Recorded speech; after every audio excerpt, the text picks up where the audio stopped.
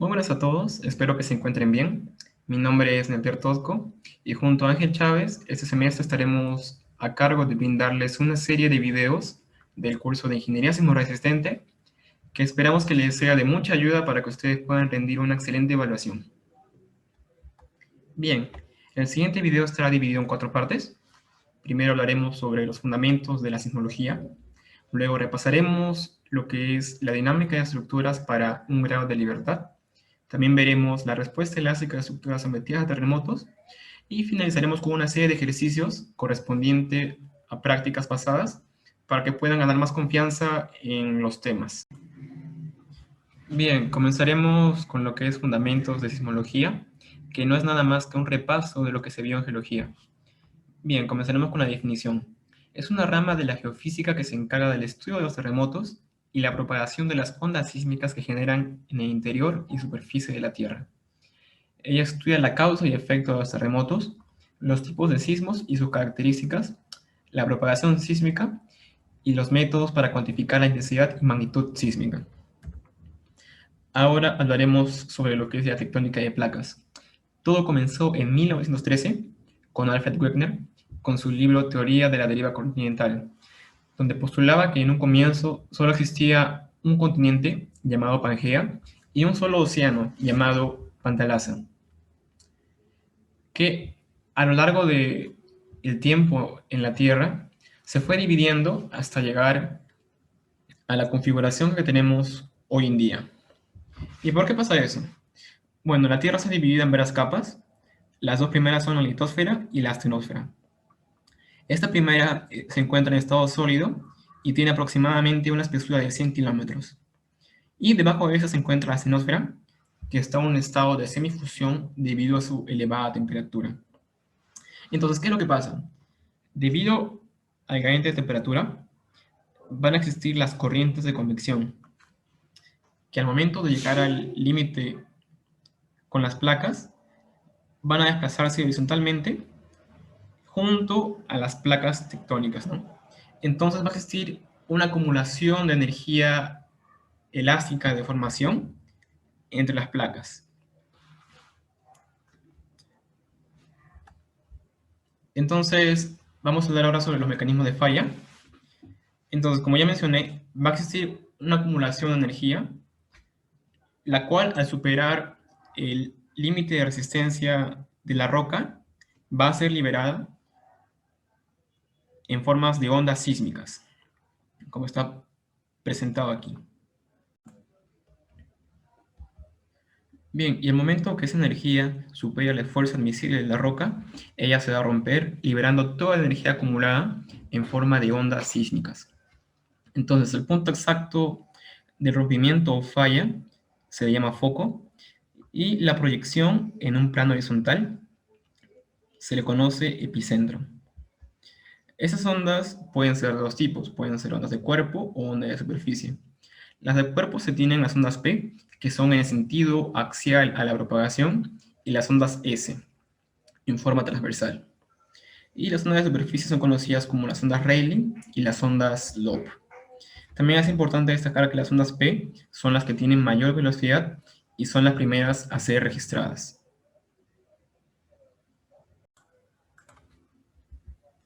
Y estas ondas sísmicas son registradas por los llamados acelerógrafos o sismógrafos, como está presente aquí.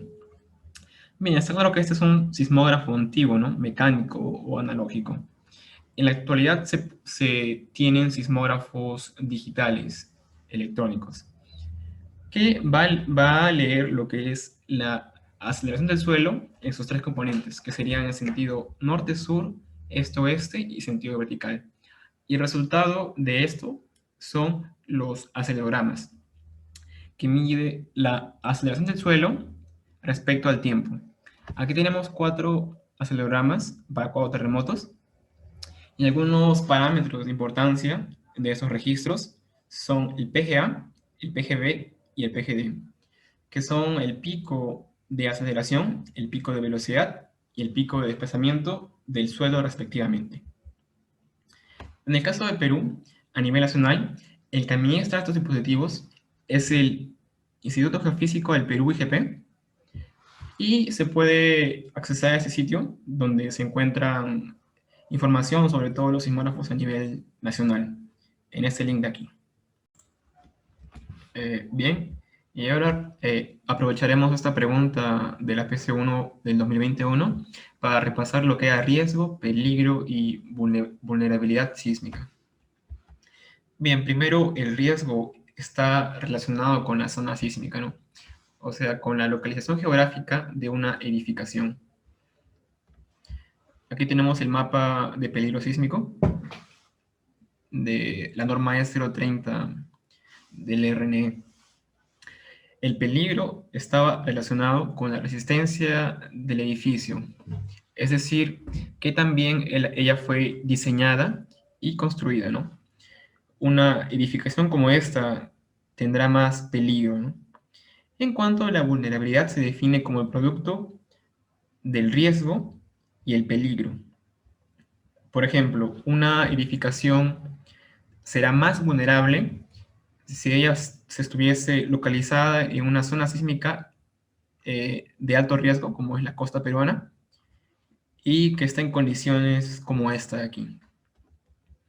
Bien, ahora también aprovecharemos para resolver esta pregunta de la PC1 del 2017-1, que nos pide expresar el peligro sísmico en términos probabilísticos y determinísticos. Bien, en cuanto a la probabilidad, ella se halla en función del tiempo de vida de una estructura y su periodo de retorno del sismo, ¿no? Para lo cual se usa esa expresión de aquí. En cuanto al determinístico, el peligro representa los valores máximos de los parámetros de los sismos, es decir, su aceleración o su magnitud. Y esto está en tablas, ¿no? Por ejemplo, esta tabla fue extraída del libro de Muñoz, de puntos de clase, que cual establece una serie de aceleración máxima que una edificación común estará sometida para un sismo frecuente, ocasional, raro o muy raro. Bien, con eso acabamos la primera parte y ahora daremos paso a la dinámica de estructuras de un grado de libertad. Bien, comenzaremos hablando sobre los sistemas de coordenadas. Para un pórtico plano, usualmente se tiene un grado de libertad dinámico que corresponde al desplazamiento horizontal de la viga o techo. También es importante recordar que se puede considerar tanto las columnas y las vigas como flexibles o como la viga infinitamente rígida o como la viga totalmente flexible. Y el caso más común es considerar esto, es decir, considerar esta losa o viga como un diafragma rígido. Ahora, sobre la ecuación de equilibrio dinámico, por lo general, en una estructura actúan estas cuatro fuerzas, que son la restitutiva, de amortiguamiento, de inercia y las fuerzas externas, los cuales para sistemas lineares están definidos por esas expresiones de aquí.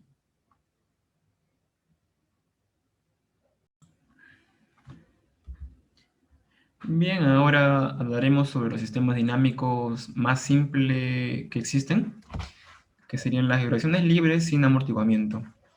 Ahora, es importante resaltar que las vibraciones libres son decorrentes de una perturbación de sus condiciones iniciales, ya sea un desplazamiento inicial o una velocidad inicial o una combinación de ambos. Caso contrario, la estructura estaría en equilibrio y no presentaría movimiento dinámico. Entonces, la ecuación diferencial de segunda orden que define su movimiento es la que está presentada aquí. Y también se definen algunos parámetros, por ejemplo, la frecuencia natural angular, que es la raíz de la rigidez por la masa, el periodo natural, que es 2pi por esta frecuencia angular, y la frecuencia natural, que es la inversa de este periodo. Esta frecuencia angular tiene unidades de radianes por segundo, esta segundos, y esta hercios o hertz.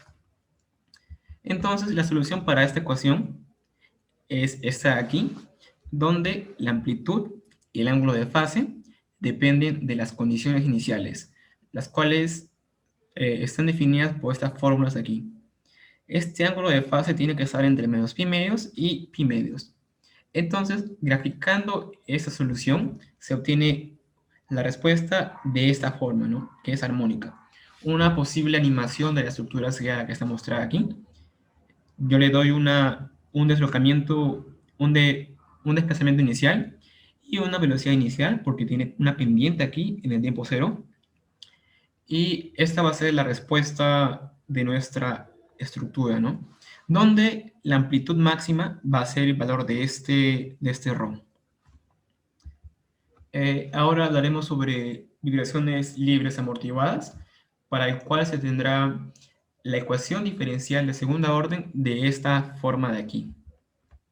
Ahora definimos la tasa o razón de amortiguamiento como Xi, que sería igual a C por 2 masa por la frecuencia natural angular.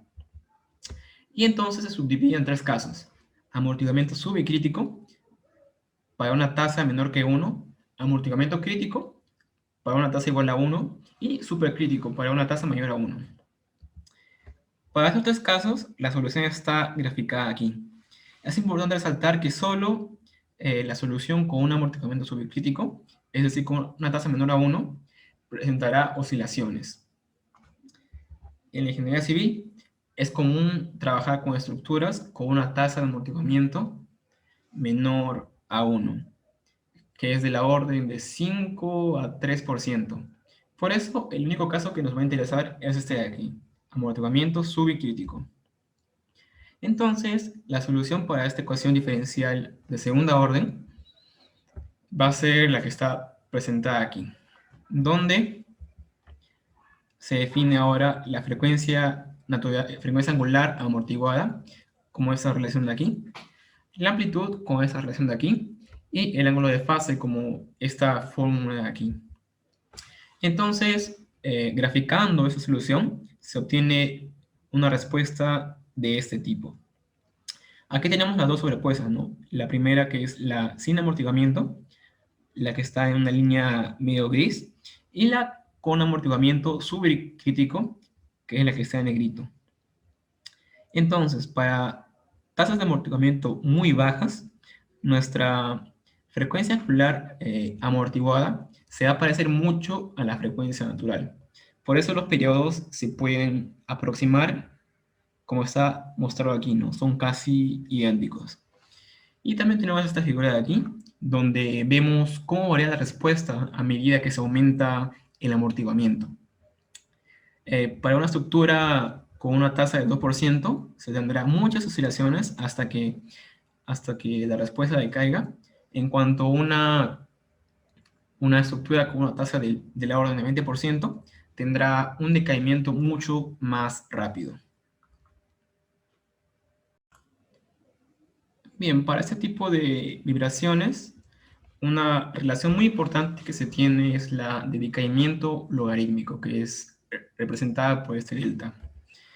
Bien, es notable que tenemos varios picos de respuesta, que puede ser U1, U2, U3 o 4.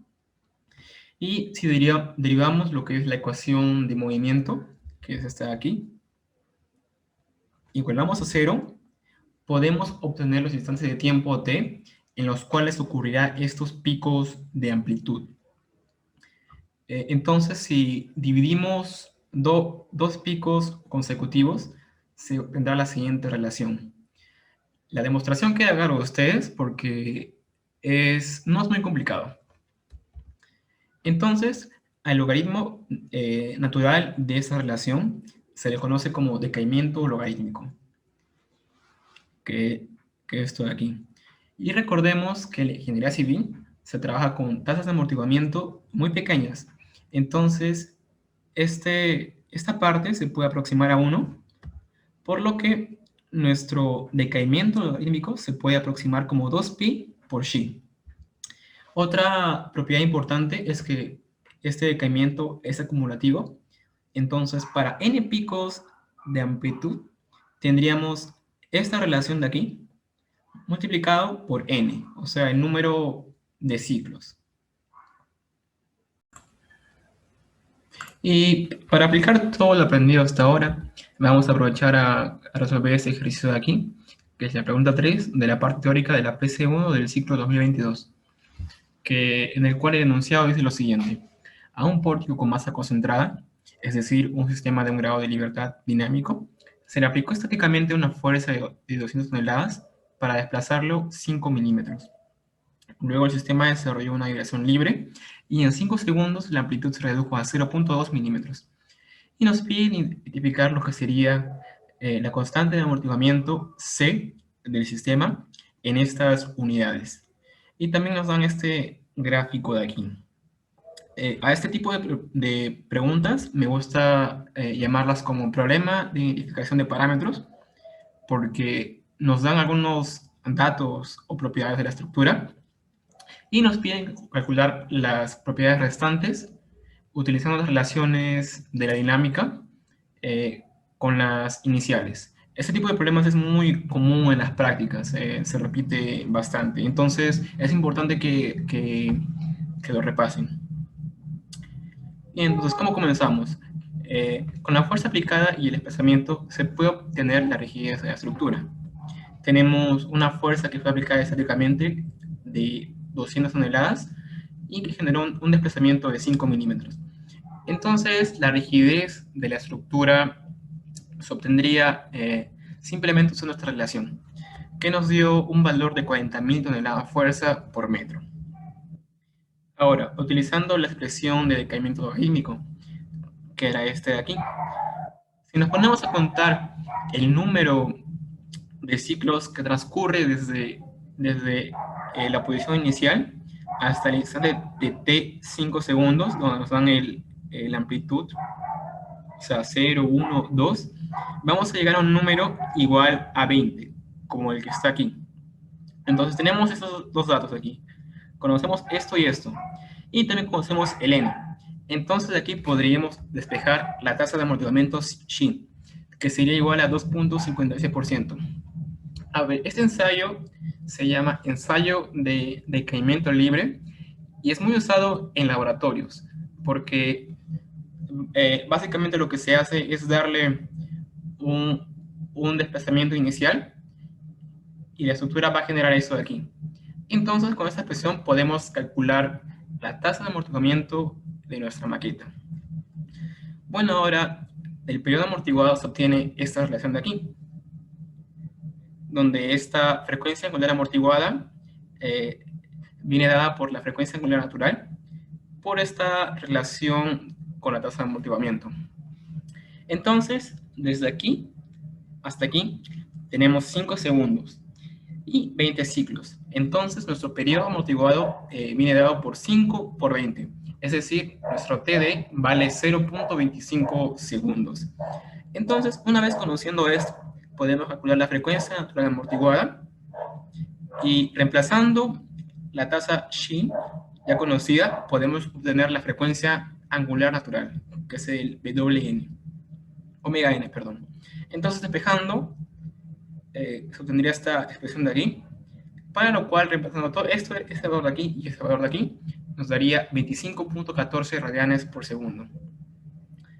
Entonces, conociendo la frecuencia angular natural, se puede obtener la masa del sistema, que sería la rigidez sobre la frecuencia angular natural al cuadrado, para lo cual tendríamos una masa de 63,28 toneladas segundo cuadrado por metro.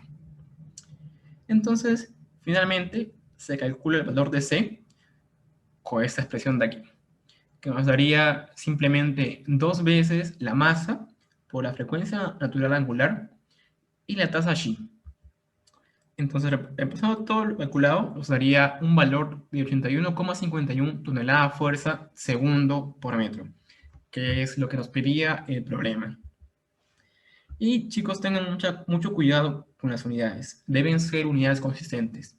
Para este caso estamos trabajando con unidades del MKS, pero si quieren trabajar con el SI, no habría ningún problema, pero todas las unidades tienen que ser consistentes. Y bien, ahora estudiaremos un último tipo de oscilador, que es la vibración forzada, que aparte de nuestra variable de amortiguamiento C y velocidad, tendríamos una fuerza externa, que sería ρ de t, que por lo general es una fuerza armónica. Entonces, si recordamos nuestra clase de cálculo, la solución de esta ecuación diferencial ordinaria de segunda orden sería la suma de dos partes, una de la solución homogénea y otra de la solución particular, que sería esto de aquí y eso de aquí, donde los parámetros que definen la amplitud están aquí, por esta ecuación de aquí, y el factor de amplificación dinámico que es este de aquí, y el ángulo de fase que se obtiene con esta fórmula de aquí. Entonces, si graficamos estas dos soluciones y las ponemos en un mismo sistema de coordenadas, tendríamos lo siguiente. El que está en azul sería la respuesta total, o sea, la suma de estas dos soluciones. La que está en trazos es la respuesta estacionaria o la respuesta homogénea. Y la que está en color rojo, y la más grande, se llama respuesta estacionaria. Entonces, ¿qué podemos observar aquí? Que esta respuesta transiente, ella decae rápidamente. O sea, para un tiempo, por ejemplo, mayor que 0.5 segundos, la participación que esta va a tener o la contribución que esta va a tener a la respuesta total va a ser muy pequeña. Y también se observa que la respuesta azul, que es la total, se aproxima mucho a lo que es la respuesta estacionaria. Entonces, por esto, eh, se acostumbra a aproximar la respuesta total simplemente a la respuesta estacionaria, que sería esa de aquí. Bien, ahora hablaremos sobre algunos factores importantes, que por ejemplo, que es el factor de amplificación dinámico, D, que viene dado por esta expresión de aquí, de aquí.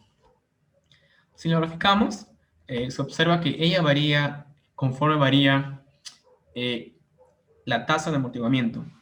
Mientras que ella sea menor, el factor D se va a amplificar mucho cuando el parámetro beta, es decir, la relación entre la frecuencia angular de la fuerza externa y la frecuencia de la estructura, se va a amplificar y tenderá a infinito cuando esa tasa sea nula. Entonces, recordemos que siempre trabajamos con tasas de la orden 3-5%, entonces tendremos factores de amplificación dinámicos D muy elevados. Si graficamos esto en 3D, tendríamos el siguiente gráfico. Y a medida que, también observamos que a medida que la tasa de amortiguamiento decae, el factor D se amplifica cuando el parámetro beta es igual a 1. A este fenómeno se le conoce como resonancia y ocurre cuando la frecuencia de la fuerza externa se aproxima a la frecuencia de la estructura. O en otras palabras, este parámetro beta se aproxima a 1. Otro parámetro importante de estudiar es el ángulo de fase, que es este phi, que sería el que está aquí. Se observa que para valores de beta mayores que 1, él siempre va a ser mayor que 90 y menor que 180. De igual manera, esto, si lo graficamos en 3D, se obtendrá un gráfico como este. Y bien, ahora estudiaremos lo que es la respuesta ante a una excitación de base o de soporte. Esa es una manera muy simplificada de obtener la respuesta de una estructura ante una solicitación de sismo. Entonces, en este caso, el desplazamiento absoluto, que en este caso es X, vendría dado por la suma del desplazamiento del suelo más esta constante A, más el desplazamiento relativo de la estructura respecto al suelo. Con lo que se tendría la siguiente igualdad. Entonces, derivando dos veces respecto al tiempo, tendríamos la siguiente relación de aceleraciones. Y ahora, por el principio de D'Alembert, tendríamos la siguiente ecuación de equilibrio dinámico, donde para calcular la fuerza restitutiva y la de amortiguamiento, apenas nos interesa la respuesta relativa al suelo de la estructura, y para la fuerza de inercia tendríamos que utilizar la aceleración absoluta, que sería X. Y reemplazando esta expresión aquí, se tendría lo siguiente. Entonces podríamos llevar ese término de aquí, que sería el producto de la masa, por esta aceleración, al lado derecho. Con lo que resultaría esta ecuación dinámica de aquí, que no es nada más que una ecuación para una vibración forzada con amortiguamiento, cuya solución se puede aproximar a la solución en estado estacionario, que sería este de aquí. Entonces, ¿qué quiere decir esto? Que este problema se transforma en este problema de aquí, que sería una vibración forzada amortiguada. Ahora, resumiendo todo lo que se vio hasta ahora, una estructura presentaría básicamente 4 fuerzas, que serían la fuerza restitutiva, la fuerza de amortiguamiento, la fuerza de inercia y una fuerza externa. Bien, ahora aplicaremos lo aprendido resolviendo una pregunta de una práctica antigua, cuyo enunciado es lo siguiente. Una estructura idealizada con masa concentrada, es decir, un sistema dinámico de un grado de libertad, tiene un peso de 200 toneladas, un periodo de 0.5 segundos y un amortiguamiento del 5%. Al presentarse el movimiento del suelo, la estructura en un instante de tiempo presenta un desplazamiento de más 1.5 centímetros y una aceleración absoluta de menos 160 centímetros por segundo cuadrado. En ese instante se presenta una fuerza de amortiguamiento de tal que nos piden calcular y la estructura se mueve hacia la izquierda o derecha. Bien, entonces nos piden calcular esto de aquí y determinar hacia qué sentido se mueve la estructura. Bien, entonces primero comenzaremos identificando las propiedades del sistema, de la estructura. Si tenemos un peso de 200, tendríamos una masa de esto de aquí, que se obtendría dividiendo el peso por la gravedad. Tenemos un periodo de 0.5 segundos, con lo que obtendríamos una frecuencia angular natural de 12.57 radianes por segundo, y con la frecuencia angular tendríamos la rigidez. Bien, si conocemos la tasa de amortiguamiento, podemos calcular la constante de amortiguamiento C, que nos resultaría 25.62 toneladas segundo por metro. Ahora, nos dan estas condiciones y nos piden calcular cuál es la fuerza de amortiguamiento. A ver, ¿qué es lo que tenemos aquí? A ver, tenemos el suelo, que en este caso lo representaremos por una base, ¿no? Como está aquí. El cual presenta un movimiento de base, ¿no? Como fue dicho en el problema, que va a ser ds. Entonces tenemos nuestra estructura, la cual ya se ha desplazado un poco, ¿no? Supongamos que haya estado aquí en un comienzo. Ella se habrá desplazado con un X de más 1.5 centímetros, porque lo tenemos de dato.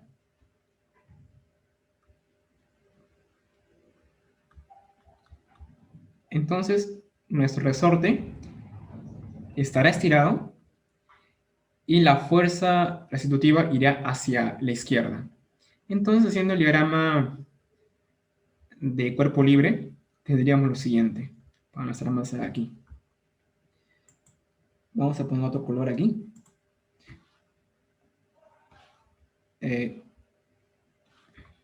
A ver. Nuestra fuerza restitutiva irá hacia la izquierda, porque nuestro resorte está estirado.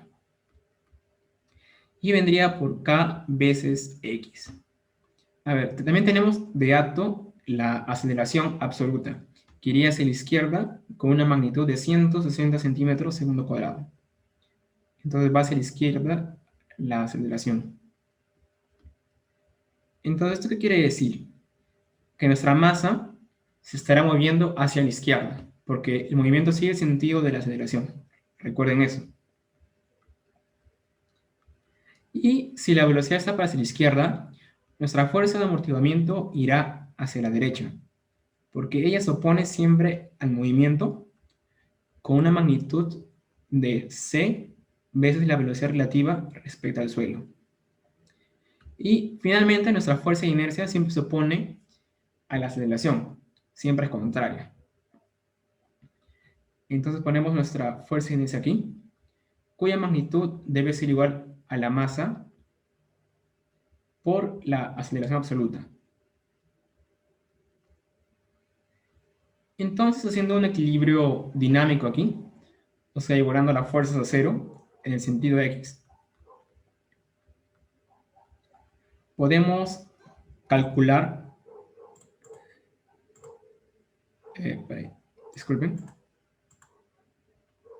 podríamos calcular lo que sería la fuerza de amortiguamiento, que sea nuestra incógnita, cuyo valor nos da esto de aquí.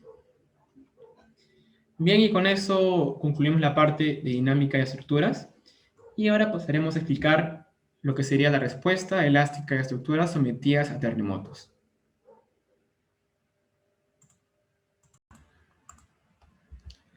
Comenzaremos esta sección repasando el espectro de Fourier.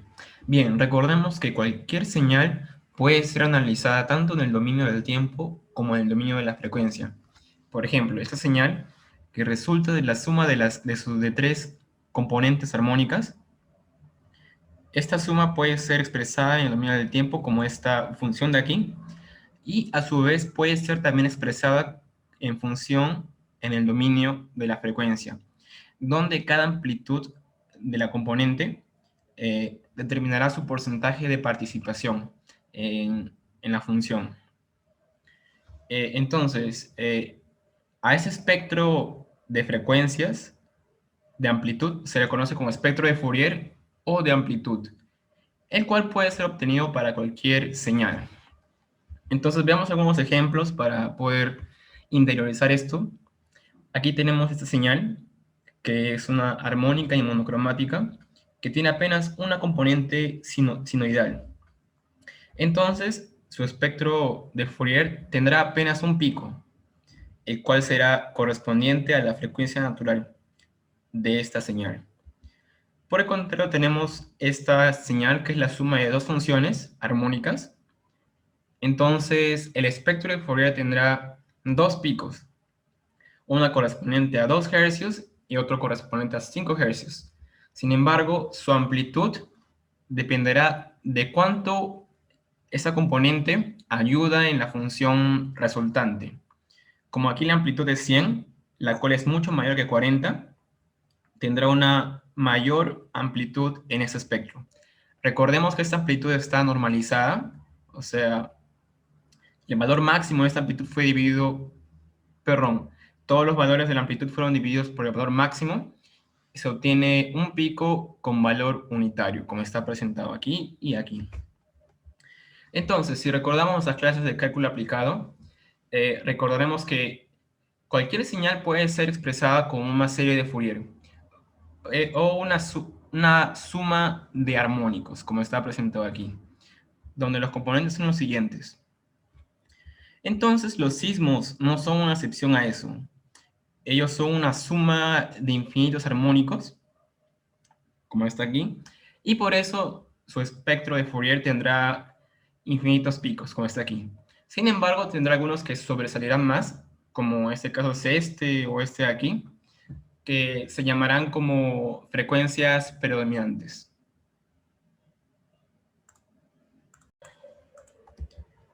Ahora repasaremos lo que fue la respuesta tiempo-historia para estructuras sometidas a terremotos, y para eso tenemos el siguiente acelerograma, correspondiente al terremoto del centro del 40 en Estados Unidos.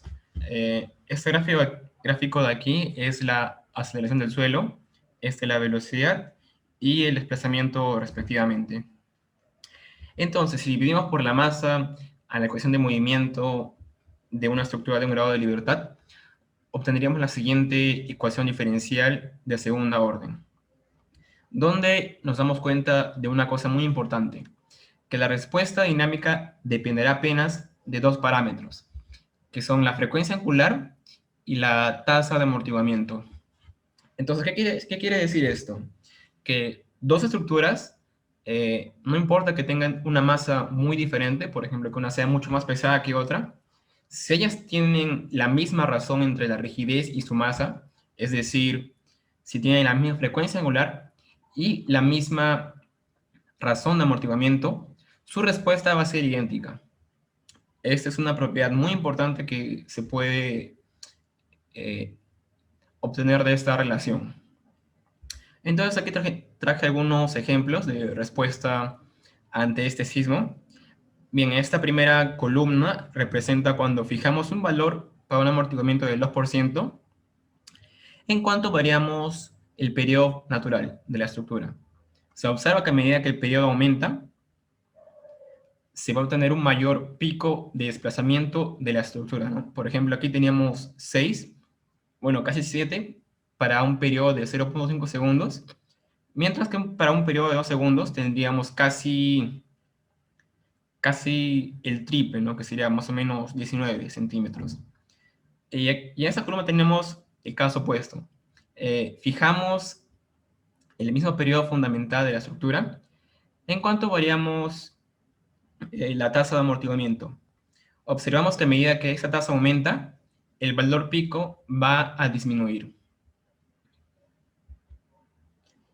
Entonces, una vez conocida esta respuesta U, que es la respuesta tiempo-historia, se puede calcular las fuerzas internas resolviendo el problema pseudoestático para cada instante de t, es decir, resolver esta ecuación, donde este Fs sería la cortante de nuestra estructura, o sea, la fuerza restitutiva. Usando esta relación de aquí para la frecuencia natural, angular, podemos expresar esta relación como la siguiente, donde esta frecuencia angular al cuadrado por el desplazamiento se define como pseudoaceleración, que es una relación muy importante. Entonces, por equilibrio aquí tendríamos que la cortante en la base sería igual a la masa por la pseudoaceleración, y el momento en la base sería esta fuerza de aquí por la altura.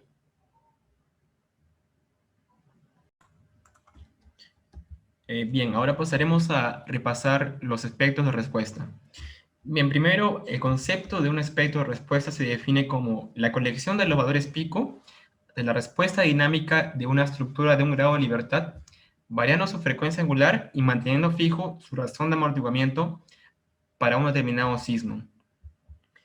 Y con eso se definen tres espectros de respuesta, que es la de deformación, la de velocidad y la de aceleración total. Entonces, de manera esquemática tenemos lo siguiente. Tenemos un movimiento sísmico, el cual va a ser sometido para una estructura con una tasa de amortiguamiento fijo, pero se va a estar variando su periodo natural.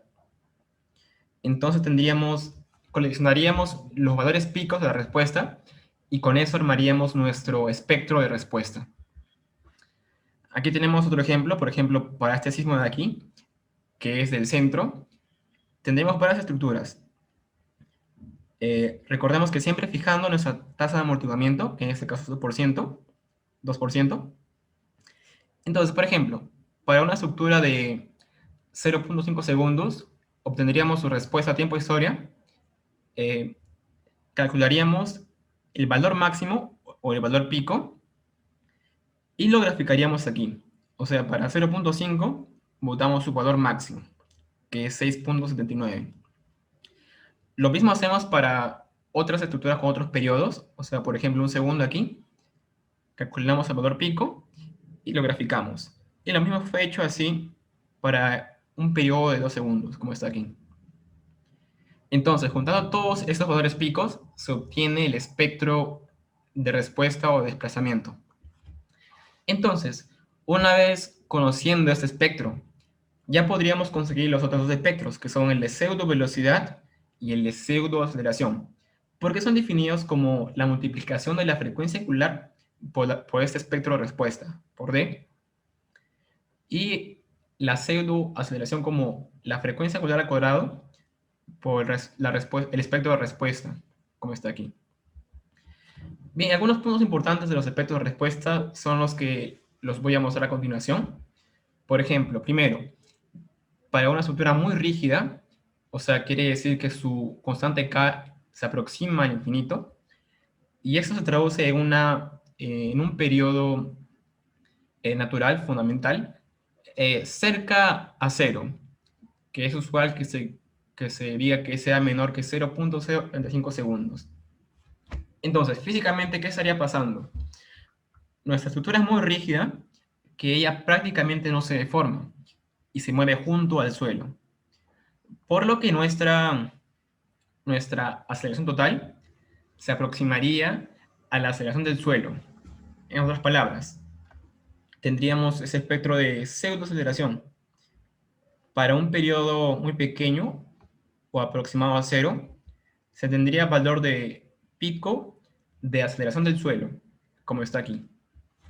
Entonces, para este tipo de estructuras, la aceleración absoluta de nuestra estructura se aproximaría al PGA.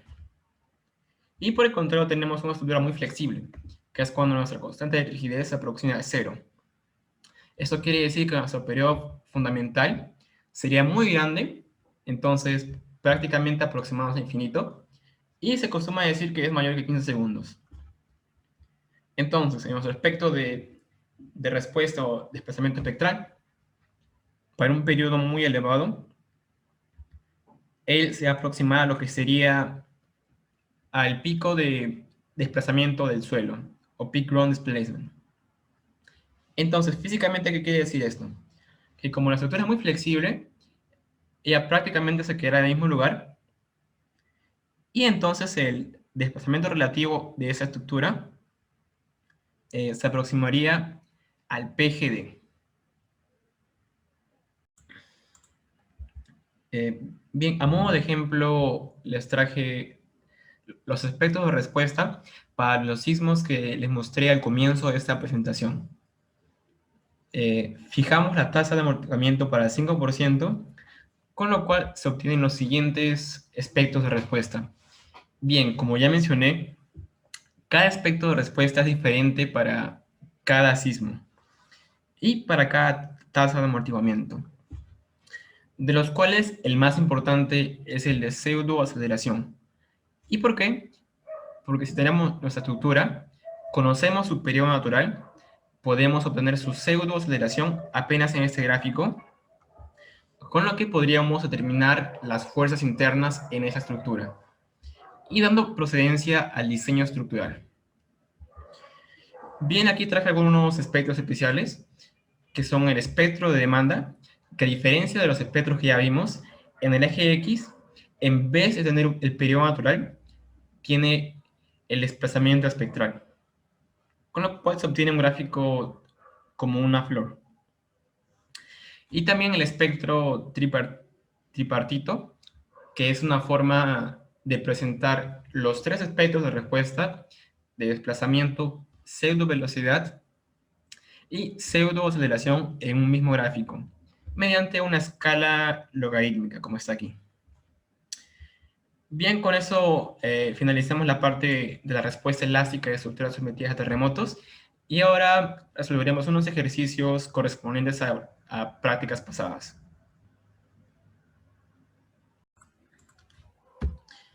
Bien, comenzaremos resolviendo esta pregunta de aquí, que corresponde a la práctica 1 del ciclo 2022, que dice lo siguiente. Una estructura es idealizada como un sistema con masa concentrada, es decir, un sistema dinámico de un grado de libertad, cuya masa es 60 toneladas segundo cuadrado por metro. Y también nos dan de dato la curva de capacidad que está aquí. Entonces, con eso nos piden determinar el periodo de la estructura y cuál sería la aceleración máxima absoluta que ella presentaría sin abandonar el rango elástico y cuando se produjera un sismo raro. Bien, comenzamos con la primera parte. Entonces, recordemos que el rango elástico correspondería a este primer tramo inicial, donde fácilmente se puede identificar el siguiente punto. Entonces, para ese punto límite del rango elástico, tendríamos que la constante máxima sería 120 toneladas y nuestro desplazamiento sería 4 milímetros. Entonces, con esto podríamos determinar la rigidez, que me daría dada por la división de la cortante máxima por este desplazamiento. Bien, también nos toman de dato la masa. Entonces, si conocemos la rigidez y la masa, podremos calcular nuestra frecuencia angular, que vendría dada por la siguiente relación, que es la raíz de la rigidez por la masa. Entonces, si conocemos la frecuencia angular, podemos calcular el periodo con la siguiente relación, que es 2pi por esa frecuencia angular. Ahora, en el caso de la aceleración, se calcularía utilizando la segunda ley de Newton, que es la siguiente. Fuerza es igual a masa por aceleración. Nosotros conocemos que la fuerza máxima sería esta de aquí, la corriente máxima. Y también conocemos la masa. Entonces, despejando, encontraríamos la aceleración. Si hacemos las cuentas, conseguiríamos estos resultados. Ahora, ¿qué pasa cuando ocurre un sismo raro? Van a ocurrir deformaciones inelásticas. Entonces, la estructura se llega a tal punto que sería el de aquí, que sería correspondiente a evitar el colapso de la estructura. Entonces, para este punto tenemos la siguiente fuerza cortante. A ver. De 150 toneladas. Entonces, nuestra sección máxima sería igual a la cortante máxima sobre nuestra masa. Y así conseguiríamos este valor de aquí. Entonces, ya resolvimos este problema. Ahora pasemos al siguiente. A ver, aquí dice lo siguiente. Una estructura cuyo periodo es 0.5 segundos es sometida a dos acelerogramas cuyos efectos de Fourier se presentan en las siguientes figuras, que son para el terremoto de Lima del 70 y el de México del 85. Entonces nos piden calcular cuáles serían las frecuencias predominantes de la respuesta de la estructura para ambos acelerogramas. Bien, recordemos que la frecuencia viene dada por la inversa del periodo, ¿no? Entonces nuestra frecuencia natural sería de 2 Hz. Ahora, recordemos que todo sismo es una combinación de varios armónicos. Entonces la respuesta sería una superposición de varias funciones de este tipo de aquí, que sería U igual a factor de amplificación D por delta estático por coseno frecuencia angular de la fuerza quitadora, que serían de los sismos, tiempo menos un ángulo de fase. Entonces la respuesta de la estructura vendría dada por una superposición de estas funciones. ¿Está bien? Bien, entonces, si nuestra frecuencia natural, como está aquí, si esta frecuencia se aproxima a la frecuencia predominante del sismo, va a ocurrir que la frecuencia natural se va a aproximar a la frecuencia de la solicitación. Entonces, ¿qué quiere decir esto? Que nuestro factor beta se va a aproximar a 1. Entonces, si recordamos su gráfico de factor de amplificación, era más o menos algo así. Comenzaba en 1 y tendía a ser muy alto cuando nuestro valor beta se aproxima a 1. Entonces, para este sismo del 70 de Lima, vemos que para una frecuencia de 2 hercios, que debe estar más o menos por aquí, tiene un pico, bueno, vamos a aproximarlo por 0.6 de participación. Entonces, esto quiere decir que va a haber una respuesta dinámica cuyo factor D va a ser muy elevado. Entonces, para este sismo, la frecuencia predominante de la respuesta debe ser 2 hercios, es decir, de la estructura. Bueno, ¿y por qué? A ver, repito, porque este factor D va a ser muy alto, que la participación de esta componente de aquí, de todas las respuestas, va a ser muy elevada. Entonces, esa frecuencia va a ser la predominante en nuestra solución. En cuanto a México de 85, vemos que la única frecuencia predominante es la de 0.5 Hz, la cual está muy distante de la frecuencia natural, por lo que la única componente que sería relevante en la solución sería cuya frecuencia sería esta de aquí. Entonces, para el sismo de México, nuestra frecuencia dominante sería de 0.5 Hz. Bien, pasemos a la siguiente pregunta, que es una pregunta de verdadero y falso. Comencemos con el primer enunciado. Nos dicen que una estructura sometida a una carga armónica, y también nos dicen que el periodo de la carga es muy bajo a comparación del periodo de la estructura. Entonces el factor de amplificación dinámica es 1 y la respuesta es prácticamente estática. Entonces aquí hay que tener mucho cuidado porque nos hablan sobre periodo. Y como sabemos, el periodo, tanto para la carga externa, va a ser 2pi por la frecuencia de la carga externa y también para la estructura, que sería periodo natural, va a ser igual a 2pi por la frecuencia angular natural de la estructura. Entonces, nos dicen que el periodo es bajo, y para que esto sea bajo, entonces mi frecuencia de la carga va a ser muy alta para que se cumpla esa condición. Entonces, si nuestra frecuencia de la carga externa va a ser mucho mayor que la de la estructura, nuestro factor beta, que era definido como el coeficiente de la frecuencia de la carga externa por la estructura, va a ser mucho mayor que 1.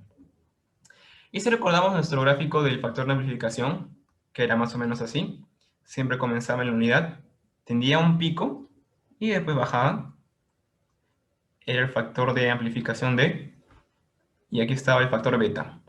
Y esto ocurría para un valor de beta igual a 1. ¿Está bien? Bien, entonces, ¿qué pasa si este beta es mucho, mucho mayor que 1? Entonces nuestro factor de amplificación caería más o menos por aquí, aproximándose a 0.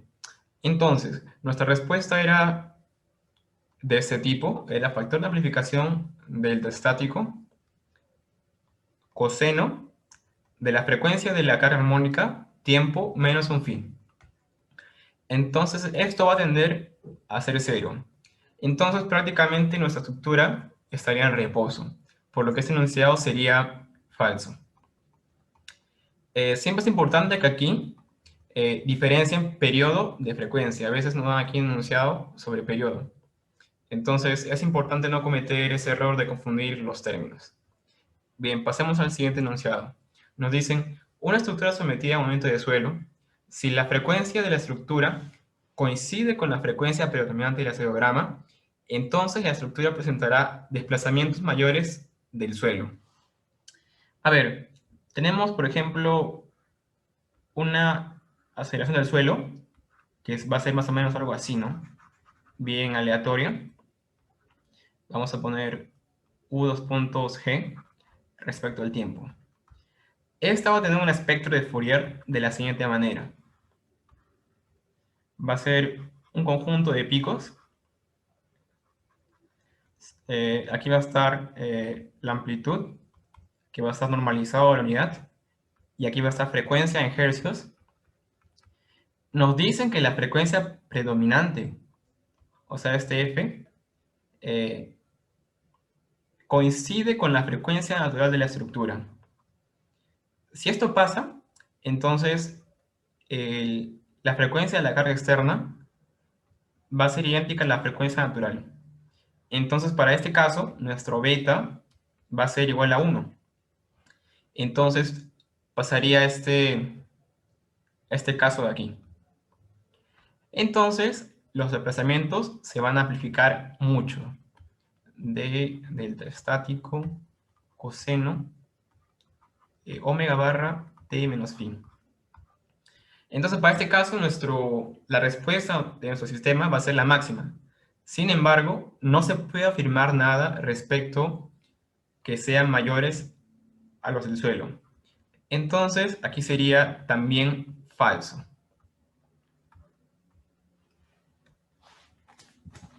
Pasemos a al siguiente enunciado. Nos dicen que una estructura sometida a movimiento del suelo. Si la estructura tiene un periodo largo, entonces se moverá junto al suelo y la aceleración absoluta es igual a la del suelo. A ver, recordemos que era un caso importante de los espectros de respuesta.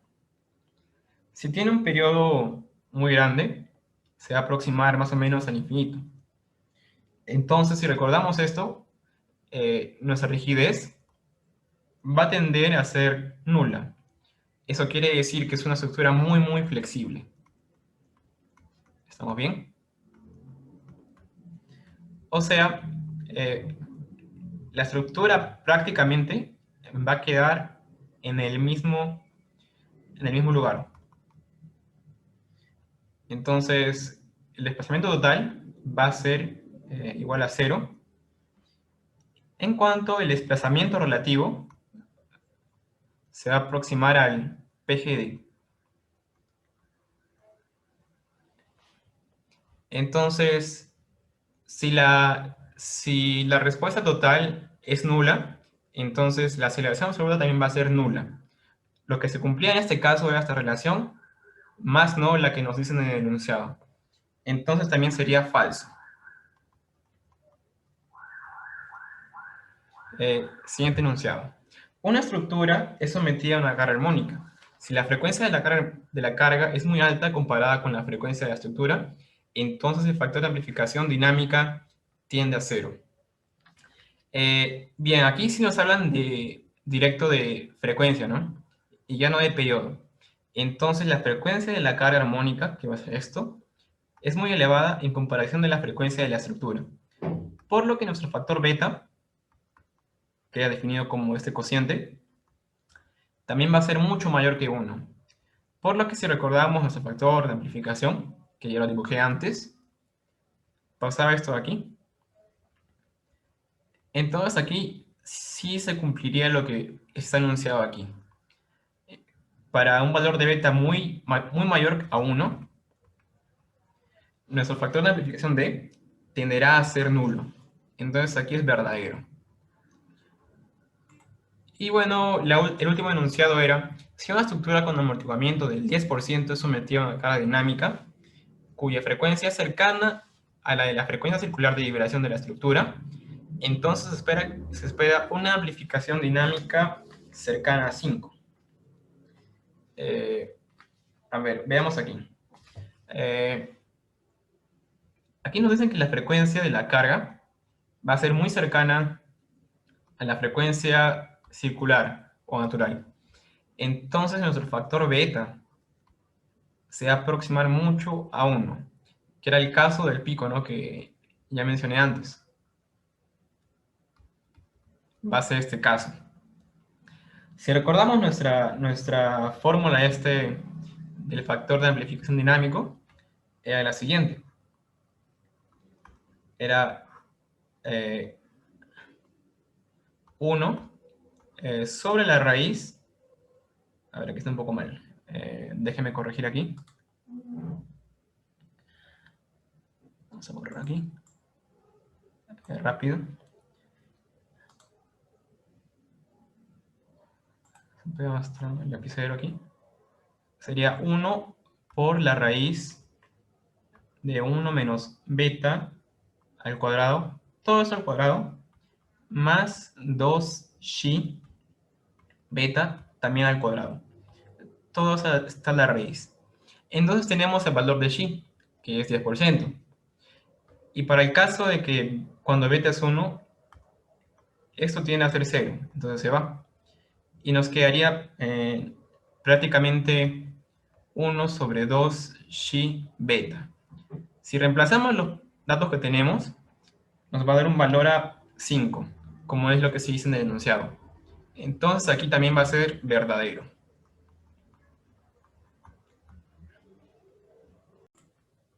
Y bien, pasemos a la siguiente pregunta, la cual dice lo siguiente.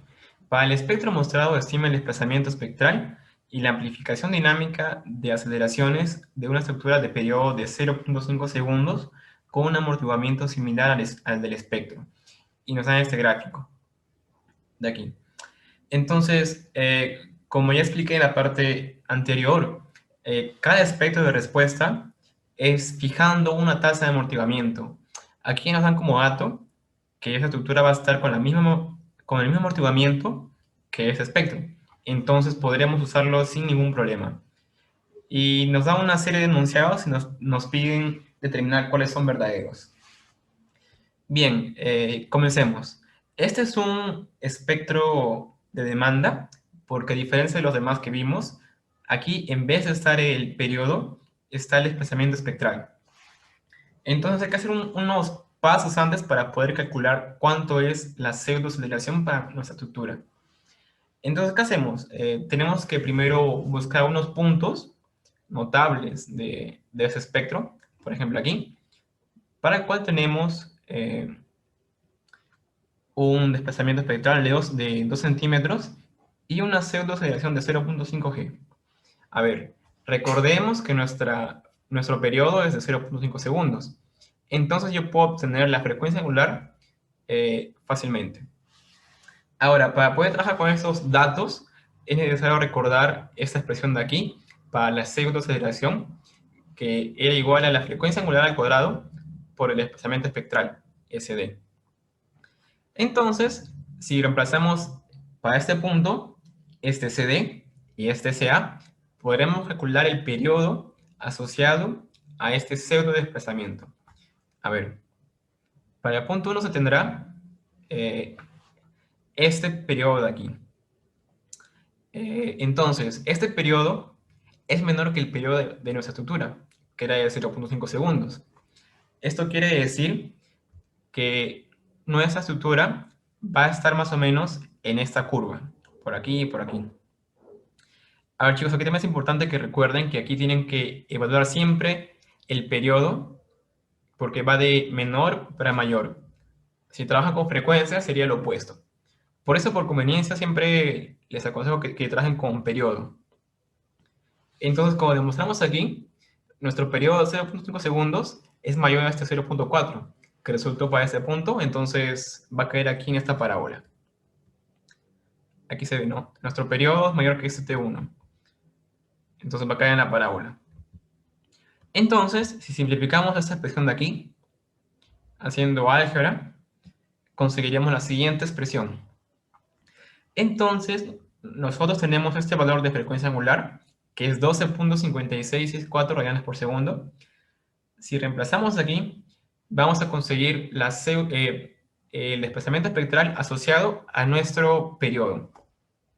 Reemplazando, nos da 2.43 centímetros. Quiere decir que va a estar más o menos por aquí. Cae exacto en la parábola. Entonces podemos calcular la pseudoaceleración multiplicando la frecuencia angular al cuadrado por ese valor de aquí, y nos daría aproximadamente 0.04 g. Ahora, recordemos que para valores de periodos muy pequeños, la pseudoaceleración se aproximaba mucho a lo que era el PGA, o sea, el pico de aceleración del suelo. Entonces, para obtener este factor de amplificación dinámica, bastaría calcular este valor del PGA, que sería 0.2 g y dividir nuestra pseudoaceleración por ese PGA y nos daría 2. Así conseguimos el factor de amplificación dinámico. Entonces las respuestas serían C y E, que son las únicas verdaderas. Bien chicos, de mi parte fue eso. Ahora va a seguir mi compañero Ángel, el cual va a resolver algunos problemas más. Y espero que les haya gustado. Hola a todos, yo soy Ángel Chávez y conmigo van a ver lo que será la segunda parte de la asesoría para la práctica 1 del curso de Ingeniería Sismo Resistente. Para esta parte se va a explicar lo que será la segunda parte de la primera práctica que hubo el ciclo pasado, el ciclo 2022. Eh, Fueron 16 preguntas teóricas y ya se vieron las 8 primeras, entonces falta de la 9 a la 16. Vamos a ver la pregunta 9 y es la siguiente. Respecto a los espectros de respuesta, indique la o las afirmaciones verdaderas. Selecciona una o más de una. Entonces la primera dice, las estructuras de periodos intermedios tienden a amplificar las velocidades del suelo.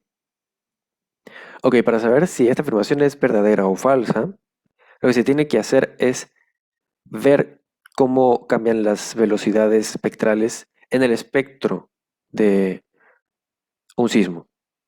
Entonces, como se ve acá, tenemos el espectro de un sismo X y se puede apreciar de que las velocidades espectrales son más amplificadas para periodos de, puede ponerse un margen de valores de 0,5 hasta 1,5 aproximadamente, sino un poco menos.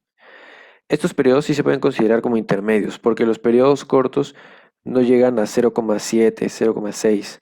Esos serían los periodos cortos. En cambio, aquí tenemos periodos intermedios en los que se están amplificando las velocidades espectrales. ¿Por qué? Porque hay picos. Por eso es que la A sí sería verdadera. Luego la B. A partir de cierto periodo, la pseudoaceleración espectral de una estructura se vuelve menor a la aceleración del suelo. Bien, en el mismo método hay que revisar el espectro de aceleraciones espectrales de un sismo. Por ejemplo, este de aquí se puede ver de que los periodos están, las aceleraciones espectrales están amplificadas hasta un periodo de aproximadamente 0,5 segundos y después disminuyen drásticamente. Si esto recuerdan, para un espectro de aceleraciones,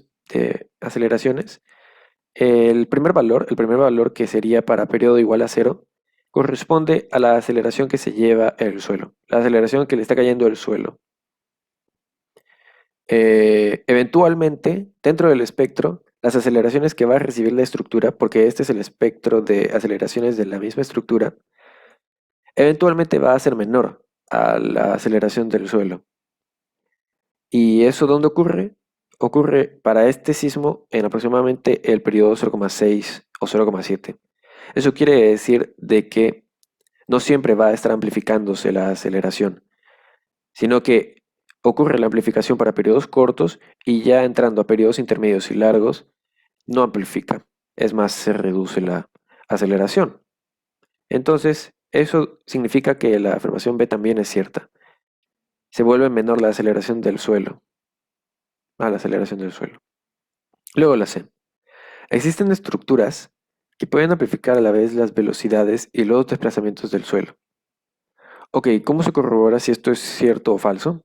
Hay que revisar los espectros de desplazamiento y de velocidades espectrales. Se puede ver de que los desplazamientos empiezan a amplificar con periodos largos, de 2, 3 a más. Y cuando se aumenta mucho más drásticamente el desplazamiento de la azotea, el desplazamiento espectral, hasta llegar a igualar el desplazamiento del suelo. Y las velocidades se ve que amplifica, como ya habíamos mencionado, en los periodos intermedios. Se puede afirmar de que sí puede existir estructuras que amplifican a la vez tanto velocidades como desplazamientos espectrales. ¿Por qué? Porque si ven en el espectro de velocidades, inclusive para periodos largos hay una amplificación considerable, no como la que existe en los periodos intermedios, pero sí, sí que sí. Entonces la C sí es verdadera. Luego, la letra D dice, existen estructuras que pueden amplificar a la vez aceleraciones y desplazamientos del suelo. Si comparamos los espectros de desplazamientos espectrales y aceleraciones, se puede ver que no. ¿Por qué? Porque las aceleraciones amplifican para periodos cortos. Como ven, eventualmente, en un periodo corto va a dejar de amplificar la aceleración del suelo y va a decrecer la aceleración espectral. Siendo un periodo corto, puesto aquí en el espectro de desplazamientos, no está amplificando el desplazamiento tanto. Necesita ser un periodo largo para que sea amplificado, pero siendo largo ya no va a poder amplificar la aceleración que cae del suelo. Por eso no existen estructuras que amplifiquen aceleraciones y desplazamientos del suelo a la vez. Entonces la D es falsa. Y finalmente la E. Las estructuras de periodos cortos amplifican los desplazamientos del suelo. Veamos en el espectro de desplazamientos. En periodos cortos, como habíamos mencionado, no están amplificando los desplazamientos, sino en periodos largos. Por eso, la E también es falsa. Entonces, en resumen, son la A, B y C las respuestas correctas. Y siguiente, pregunta 10. Esto dice, un edificio escolar de un nivel, idealizado como un sistema de un grado de libertad con masa concentrada, tiene un periodo de 0,3 segundos, un peso concentrado en el diafragma de 200 toneladas y amortiguamiento de 5%. Ahora, usando el programa Nonlin, se estimó la respuesta elástica del edificio al acelerograma contenido en el archivo, y es este el nombre del archivo. Como resultado, se obtuvo un desplazamiento máximo de, y dando opciones de desplazamientos máximos, una fuerza máxima de amortiguamiento de tal fuerza y una fuerza de inercia máxima de, y también son datos para sacar del programa Nonlin. Si el edificio tuviera un amortiguamiento de 10%, el nuevo desplazamiento sería un porcentaje de lo obtenido para un amortiguamiento de 5%. Ok, para trabajar un problema en Nonlin, una estructura en el Nonlin, se sabe de que tiene que modelarse como una estructura de un grado de libertad, como un oscilador de un grado de libertad. Ese es el dato del problema, ¿no? Es un oscilador de un grado de libertad con masa concentrada sobre todo. Por ende, lo primero que se tiene que hacer es calcular el periodo, porque es el dato a... Perdón, el periodo no. Lo primero que hay que hacer es calcular los datos que dan el periodo, que serían la masa y la rigidez. Tenemos lo que sería la masa, que es 200 toneladas. Entonces lo que hay que hacer es, con la fórmula de periodo, masa y rigidez, calcular la rigidez. Y ese sería el dato que tendría que ingresarse en el programa Nonlin, la masa y la rigidez. Por ahora esos, y el amortiguamiento también, ¿no? Primero también, lo que se hace es desplegar esta lista desde QuickWake y encontrar el sismo que se está pidiendo, que es el Imperial Valley 1. El primero de aquí se selecciona y lo primero que se hace es colocar los datos, ¿no? Ese es el valor que se obtiene de la rigidez en kilonewton sobre metro. Luego, también este es el valor de la masa obtenida en kilonewtons, porque lo que se hizo fue multiplicar 200 toneladas por 9,81 y nos da el valor de la masa en kilonewtons. Estas son las unidades más convenientes a usar. Les recomiendo que para cuando obtengan las respuestas y quieran correr el programa, cambien metros a centímetros para que sea más fácil la lectura. Y se coloca 5% y se corrobora también de que el periodo que se obtiene es el que se había dado inicialmente. Bueno, finalmente se corre el programa y se tiene de resultados, primero lo que se pide es el desplazamiento máximo, ¿no? El desplazamiento máximo está aquí, displacement, y da 0,016 en unidades de metros. Eso quiere decir que es 1,6 centímetros. Luego también piden la fuerza máxima de amortiguamiento. Eso se le llama spring force, damping force, perdón. El damping force es la fuerza máxima de amortiguamiento. Y acá sale alrededor de 139,3 kilonewtons. En las opciones se tiene el valor más cercano, 140 kilonewtons, y esa es la respuesta. Y una fuerza de inercia máxima de, ya, y esa fuerza de inercia máxima por conceptos y por teoría sería la suma de la fuerza de amortiguamiento damping más la fuerza de inercia. Y eso da 1383 kilonewtons. Y esa es la fuerza que se coloca aquí, 1380, porque es la más cercana. Luego, si el edificio tuviera un amortiguamiento de 10%, ¿cómo se calcula el nuevo desplazamiento? Es simple, es cambiar este valor de 5% y sacar nuevas respuestas. En este caso es 0,12 y para saber el porcentaje que cambió, lo que hacemos es una simple división de 12 sobre 16, lo que nos da 75% del desplazamiento inicial, ¿no? Que era 16. Y esa es la respuesta para este problema. Siguiendo con esto, el siguiente problema es, estime la probabilidad de excedencia en porcentaje de un sismo de 75 años de periodo de retorno en una estructura con 200 años de vida útil. Bien, entonces tenemos los datos del tiempo del periodo de retorno del sismo y la vida útil de la estructura. Ahora, ¿cómo se calcularía la probabilidad de excedencia? Simple. Los datos que tenemos son el T minúscula no es para el tiempo de retorno, sino es para la vida útil de la estructura. Entonces son 200 años.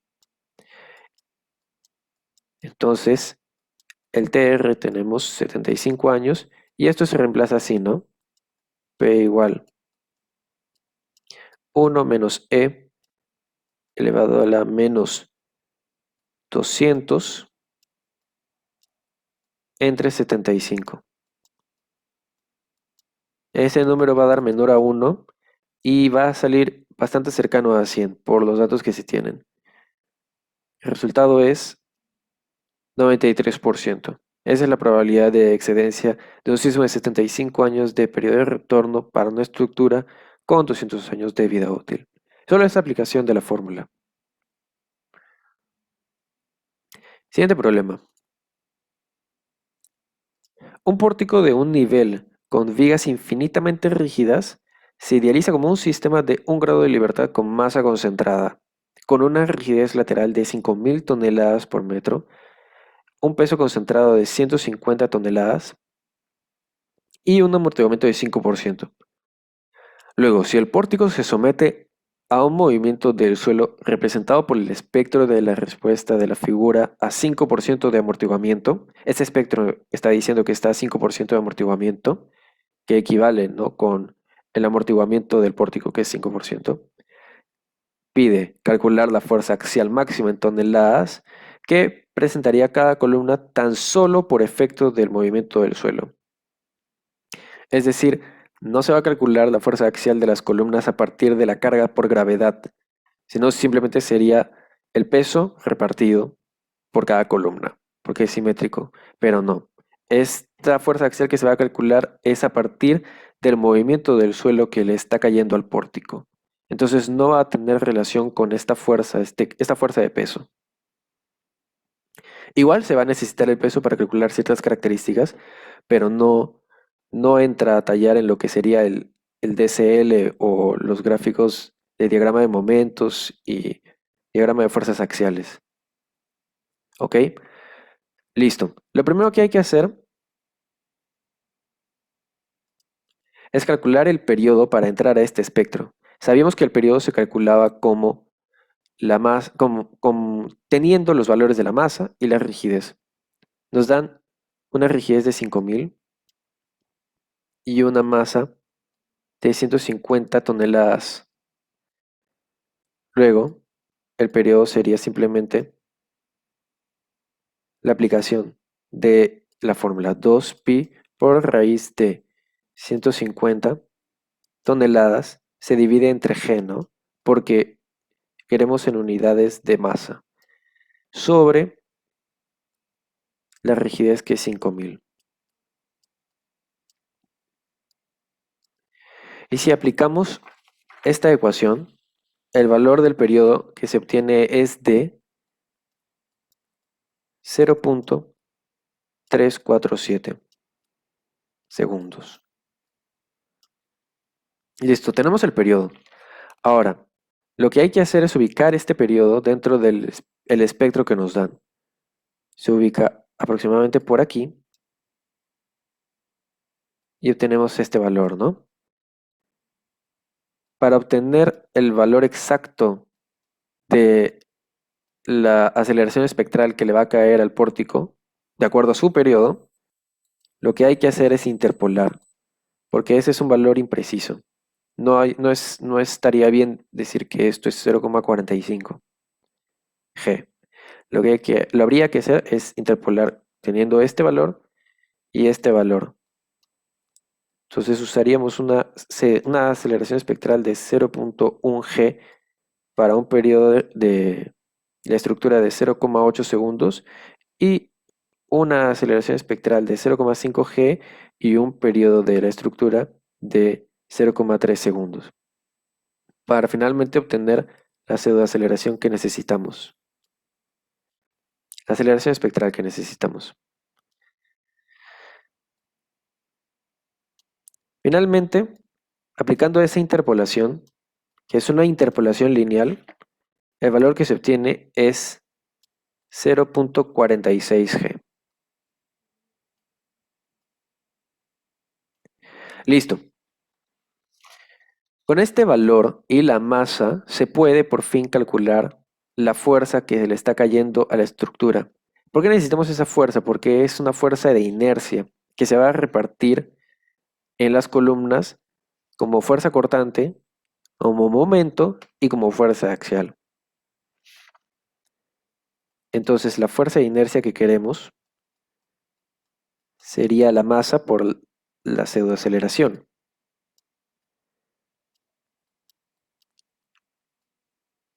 Es simplemente operar 0.46 por 150. Acuérdense que esto sería 0,46 G por 150 entre G, porque las unidades que nos dan es toneladas fuerzas, por lo que se debe dividir entre G si queremos representar masa. Entonces, los Gs se simplifican y se obtiene una fuerza de inercia de 69 toneladas fuerza.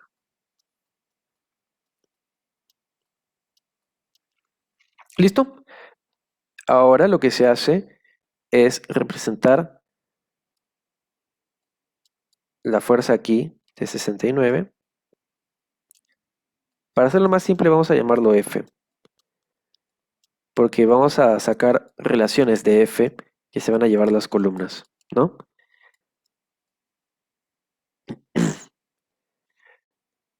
Lo primero que hay que hacer es obtener un diagrama de momentos. Un diagrama de momentos equivalente para lo que sería este pórtico. ¿Por qué? Porque a partir del diagrama de momentos se obtienen las cortantes donde en la viga que se van a llevar como cargas axiales en las columnas. Esto se va a ver y se va a visualizar ahorita. Primero que nada, el diagrama de momentos. Este sería más o menos así. Tiene esta forma. Y siempre va a tener esta forma cuando se trata de solamente una fuerza de sismo en una dirección.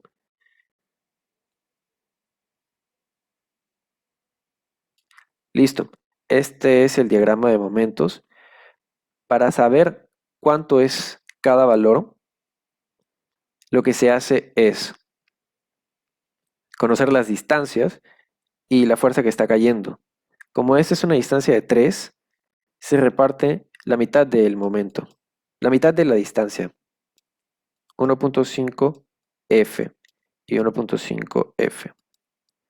Es como multiplicar 1.5 metros por la fuerza que está cayendo. Entonces, por continuidad, simplemente se completa 1.5 F acá, y al ser simétrico, esto va a seguir del mismo modo a continuación. 1.5 F y finalmente aquí 1.5 por F. Listo.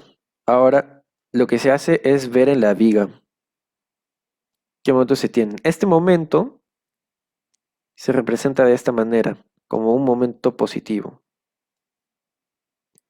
de valor 1.5 F.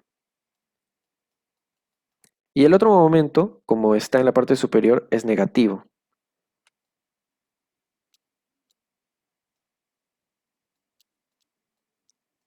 Conociendo la distancia,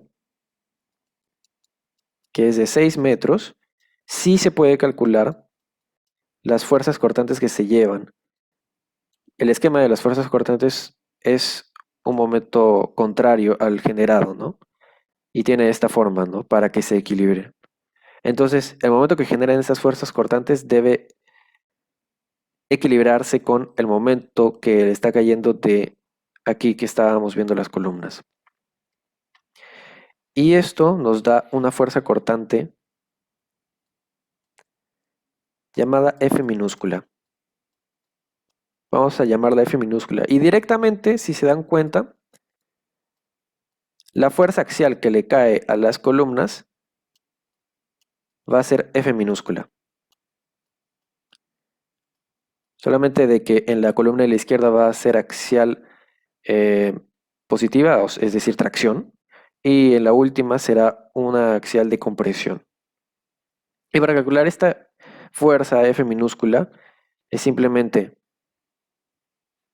hacer F igual el valor del momento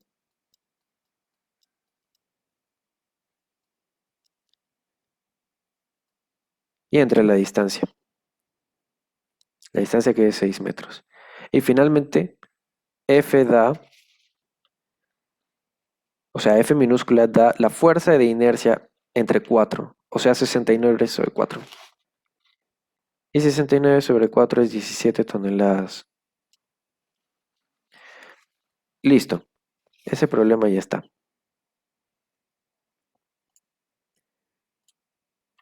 Bien, siguiente problema. Una estructura de un nivel tiene como diafragma rígido a una losa de concreto de 30 centímetros de espesor. Está conectada a dos muros muy rígidos lateralmente, que son estos, y dos pórticos, los del medio. El peso total del diafragma y la sobrecarga es de 160 toneladas.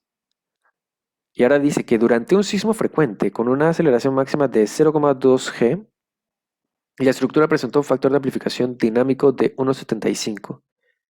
Sería bueno anotar el dato. Acuérdense que el factor de amplificación dinámico es el D que les enseñaron y es 1,75. Suponiendo que el diafragma se comporta como una viga simplemente apoyada en los muros, es decir, simplemente apoyada en los muros es como simbolizarlo de esta manera, y así es como va a responder ante la fuerza del sismo. Determina el esfuerzo máximo de tracción en toneladas sobre metro cuadrado que va a recibir el diafragma. Listo. Para conocer este esfuerzo, saben que como es una viga, o se va a modelar o a asumir como una viga simplemente apoyada, ya que tiene sentido, ¿no? Los pórticos no tienen tanta rigidez como los muros que sí que la tienen. Entonces actuaría como una viga simplemente apoyada hasta cierto punto. Por ende, ¿cómo se calcula el esfuerzo de tracción en una viga simplemente apoyada? Lo único que hay que hacer es la fórmula que se conoce de resistencia de materiales, que sería el esfuerzo igual al momento desarrollado, que es el momento máximo en la panza de la curva, por la distancia centroide entre la inercia, o la fórmula conocida como Maggi. Pero para llegar a eso hay que conocer el momento que se está desarrollando en el diafragma, el máximo momento. Para llegar a ese momento hay que saber qué fuerza de sismo le está cayendo. Esa fuerza de sismo se va a distribuir a todo el diafragma, es decir, se va a repartir. Pero antes de esa fuerza de sismo, para ser calculada, se tiene que hallar la aceleración que está desarrollando el diafragma. ¿Y cómo se calcula esa aceleración? A partir de la que dan del suelo y el factor de amplificación sísmica. Entonces, ¿qué tendríamos? Que la aceleración que desarrolla el diafragma sería D por 0,2G. Una simple amplificación. Vale, y el resultado de esto es nada más que 0,35. Con 0,35G se calcula la fuerza de inercia. Como ya tenemos la masa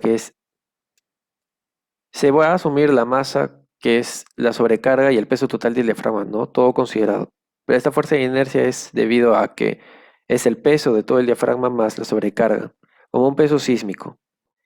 Por eso sería el valor de 160, que ahora lo llamamos M, por SA.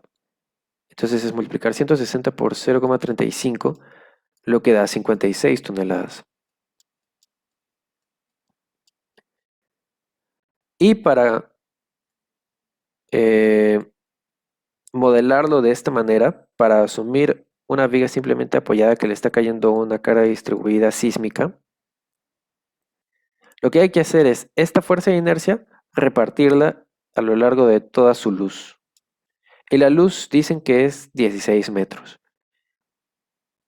Entonces, esa luz, con esto se hace eh, la fuerza de inercia entre la luz, es decir, 56 entre 16, por lo que al final la carga distribuida que se está llevando aquí va a ser igual a 3,5 toneladas sobre metro. Y es esta misma fuerza.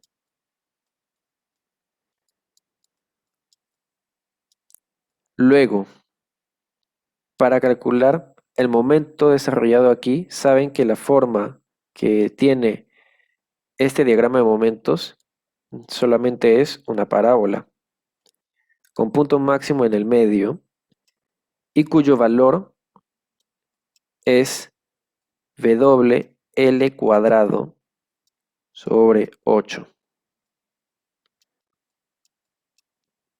¿Por qué? Porque es el modelo de una viga simplemente apoyada con carga distribuida.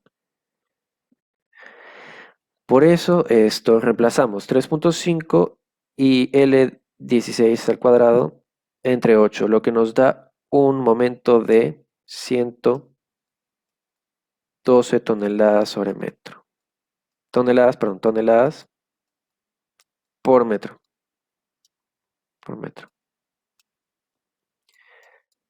Y ya con estos datos, solamente es calcular el esfuerzo a partir de la fórmula Maggi, ¿no?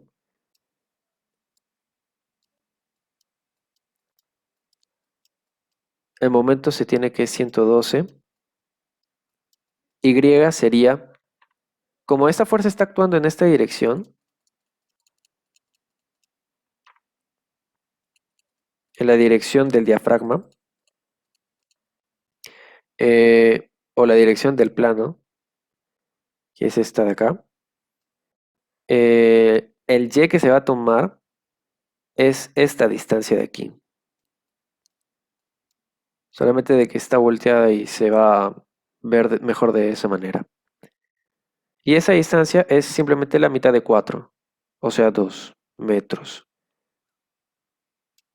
La inercia, eso sí, va a ser dependiendo del espesor y nos dan 0,3 centímetros de espesor, por lo que sería 0,3 por el peralte de todo el diafragma, 4 al cubo y todo entre 12. Y esto nos da un esfuerzo final de 140 en unidades de toneladas sobre metro cuadrado. Listo. Y con la siguiente pregunta. Respecto a las características de movimiento del suelo y los instrumentos de medición, indique las afirmaciones verdaderas.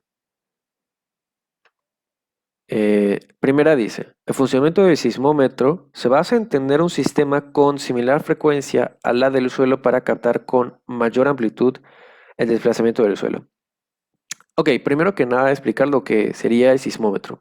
Un sismómetro, primero que nada, no, no captaría el desplazamiento del suelo. Lo que haría sería captar la aceleración. Por ende, esta afirmación estaría falsa. O sea, el funcionamiento sí está bien, ¿no? Dice, se basa en tener un sistema con similar frecuencia a la del suelo. Claro que sí, eso sí está bien. Solo que no es para captar con mayor amplitud el desplazamiento del suelo, sino para captar la aceleración del suelo. Siguiente, la B. El funcionamiento del acelerómetro se basa en tener un elemento muy rígido y con alto amortiguamiento que permita relacionar su respuesta con la aceleración del suelo. Ok, para explicar lo que es un acelerómetro, es nada más visualizar este esquema. Como ven, el acelerómetro es lo que está aquí dentro y lo que está afuera, coloreado, sería la estructura. Esto sí representa lo que sería un elemento muy rígido y con alto amortiguamiento, conectado a la estructura pero a la vez con un movimiento independiente, o con una respuesta independiente, mejor dicho. ¿Para qué? Para poder relacionar su respuesta con la aceleración del suelo. Por eso es que se hace un acelerómetro. Por eso es que se tiene este esquema. Y después, la C dice, la magnitud de un sismo depende del lugar donde se mida. Conocen que el término magnitud, como les dicen siempre en los resultados de sismos o terremotos, cuando hay uno, sale el valor de la magnitud que ha sido tal en la escala de tal. Ese valor es universal. Entonces, se mida donde se mida, va a ser siempre el mismo. Por ende, la magnitud no depende de su lugar. Con esto lo que está queriendo decir más bien la intensidad de un sismo, porque eso sí cambia del lugar donde se mida. La D dice eso, ¿no? El valor de la intensidad máxima de un sismo suele darse en zonas cercanas al epicentro. Sí, claro que sí, porque más cerca al epicentro, si bien la magnitud sigue siendo la misma, la intensidad sí aumenta. Sí aumenta porque estás acercándote más a donde está partiendo todo el sismo. Si te alejaras más, la intensidad va disminuyendo.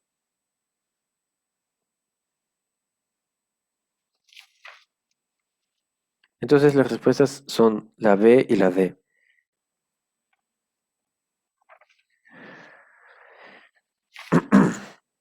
Bien, el siguiente problema dice, una estructura de masa puntual E1 de un grado de libertad y de periodo 0,25 segundos y razón de amortiguamiento de 5% alcanzó durante un sismo 15 milímetros de desplazamiento máximo. Otra estructura de masa uniforme en su altura, E2, de 40 toneladas de peso total y una altura de 9 metros, tiene el mismo periodo y amortiguamiento que la estructura de masa concentrada, igual periodo de 0,25 y razón de amortiguamiento de 5%. Asumiendo un factor de participación de 1,5 y una masa efectiva del 60%, se estima un desplazamiento en el punto más alto de la estructura E2D y luego la fuerza cortante basal máxima que experimentaría la estructura E2 sería de tal, ¿no? Junto a un máximo momento volcante de tal. Bien, lo que nos piden es la respuesta de desplazamiento espectral, la cortante basal máxima y el momento volcante que se está llevando la estructura de masa uniforme.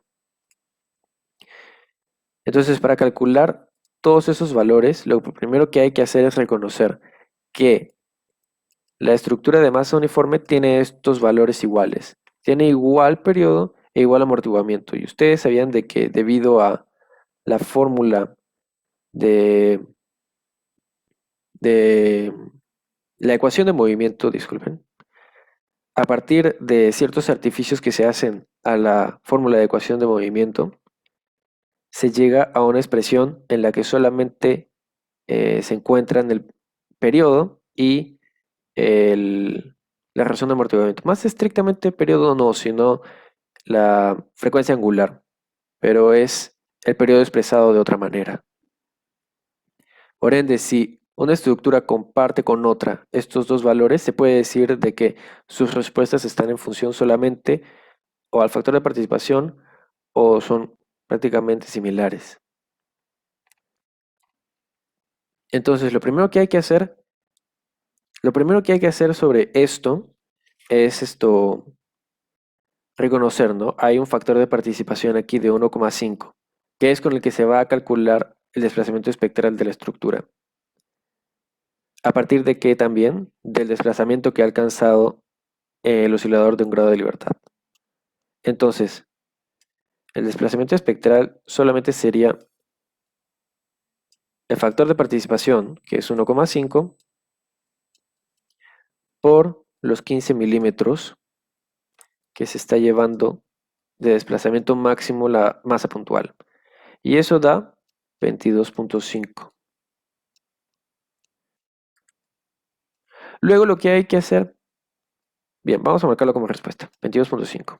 Luego, para calcular la fuerza cortante basal máxima, se sabe que esto es una fuerza. Entonces, para calcular la fuerza, hay que saber la aceleración que hay que usar y la masa que hay que usar, porque se expresa simplemente así, ¿no? Como una masa por una aceleración. La cuestión es qué masa y qué aceleración. Bien, lo que habría que hacer primero sería calcular la respuesta de aceleración del oscilador o la estructura de masa puntual de un grado de libertad a partir de su respuesta de desplazamiento. ¿Y cómo se haría eso? Hay una fórmula que relaciona la aceleración espectral con el pseudodesplazamiento. Y ese sería omega cuadrado, que es en realidad 2pi entre t, y multiplicado por sd. Entonces, esto teníamos que era 15. No se usa el 22,5 porque recuerden que este 22,5 es de la estructura de masa uniforme. Se usa el de la masa puntual. El periodo nos dan que es 0,25, reemplazamos y esto nos da una aceleración de 0,966 g. Después de eso lo que se haría es poner en la fórmula la cortante basal, una masa por una pseudoaceleración. ¿Cómo sabemos si esta pseudoaceleración es la de la masa puntual? Fácil. Para calcular, esta es una regla. Para calcular lo que serían las fuerzas o momentos, es a partir de una masa distinta a la masa misma de la estructura. Es decir, no se va a usar la masa de 40 toneladas, sino una fracción de esta. Y la aceleración que se va a usar sí va a ser de la masa puntual. ¿Por qué? Porque ya se está haciendo la compensación o la conversión a partir del cambio de la masa. Y este cambio de masa es el que está especificado aquí, ¿no? Masa efectiva del 60%. Entonces sería 60% de 40 por 15. 15 no, disculpen, por 0,966. G. Obviamente 40 está dividido entre G y el G se simplifica. Finalmente la cortante basal que se tiene equivale a 23,2 toneladas.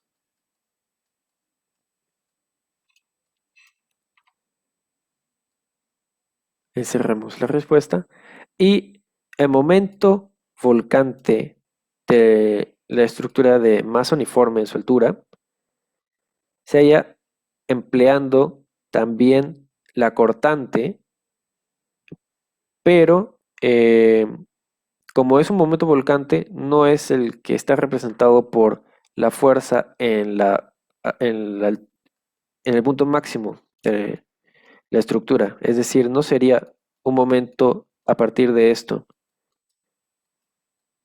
sino sería un momento a partir de una fuerza que está cayendo a una altura determinada de la estructura. Si todo esto es h, está cayendo a un porcentaje menor de h, esta fuerza. Y esta fuerza obviamente es el volcante que hemos calculado antes. Esta distancia de aquí generalmente se toma para lo que sería masas uniformes como 3/4 de toda la altura. Entonces sería un momento, ya saben que se expresa como fuerza por distancia. Ya tenemos la distancia y la fuerza es el momento volcante. H se tiene que es 9 metros, entonces se reemplazan 9 metros aquí. Y la fuerza cortante basal, 23,2, lo que nos da finalmente un momento volcante de 156,5 toneladas por metro. Bien, y aquí están las respuestas. Bien, la última pregunta dice,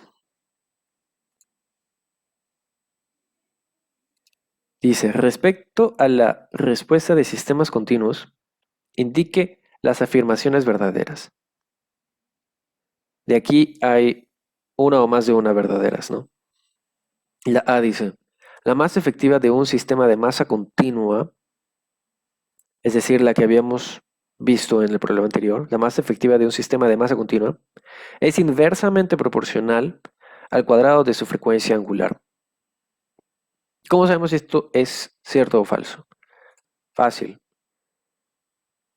Vamos a lo que sería la fórmula de la cortante basal aquí. ¿Se acuerdan que la cortante basal máxima se hallaba a partir de la masa efectiva por la aceleración del oscilador de un grado de libertad? Listo. Esta masa efectiva se expresa de esta manera. Masa participante al cuadrado entre masa generalizada. Esa es la nomenclatura, ¿no? De la masa participante y la masa generalizada. Y este cociente viene a ser la masa efectiva, o sea, el porcentaje de la masa total del edificio.